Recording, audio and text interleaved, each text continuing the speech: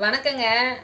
இன்னைக்கு வந்து காடை வறுவல் காடை சில்லி செய்ய போகிறோம். இத்தனை நாளாக செஞ்சதில்லை. இன்னைக்கு எப்படி இருக்குதுன்னு செஞ்சு பார்க்கலான்னு வாங்கியிருக்கிறோம். காடை சில்லிங்க. எப்படி இருக்குது செய்யலாம் வாங்க பார்க்கலாம். நல்லா மஞ்சள் போட்டு நல்லா கழுவி வச்சாச்சுங்க.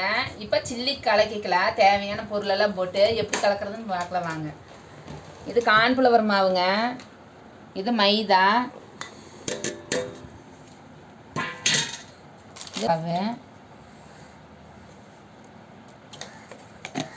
இது சில்லி பொடிங்க, எலுமிச்சி மிளகா அரை மூடி புளிஞ்சுக்கலாங்க. காடையை இப்போ வந்து இதில் சில்லிக்கு தேவையான சில்லி பொடி, இஞ்சி பூண்டு சீரகப்பொடி மல்லிப்பொடி இதெல்லாம் போட்டு நல்லா கலக்கலாங்க.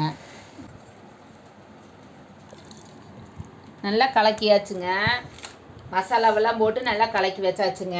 1 மணி நேரம் நல்லா ஊறிச்சுன்னா நல்லா காரமெல்லாம் பிடிச்சிக்குங்க. நல்லா கலக்கியாச்சுங்க. உப்பு நல்லா மசாலாவெல்லாம் போட்டு நல்லா கலக்கியாச்சு. 1 மணி நேரம் நல்லா ஊறட்டுங்க. சில்லி போட்டுக்கலாங்க. எண்ணெய் காஞ்சு போச்சு.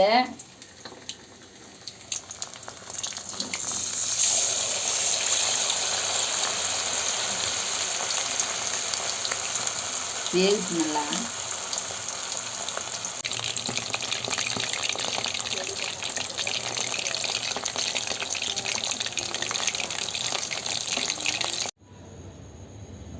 காடை சில்லி போட்டாச்சு. எப்படி இருக்குன்னு சாப்பிட்டு பாருங்க. சாப்பிடலாம்.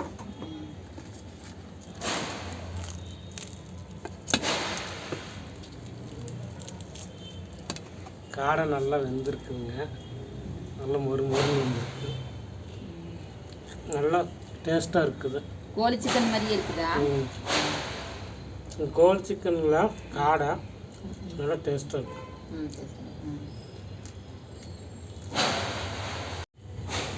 வீடியோக்கு லைக் பண்ணுங்கள், சப்ஸ்கிரைப் பண்ணுங்கள்.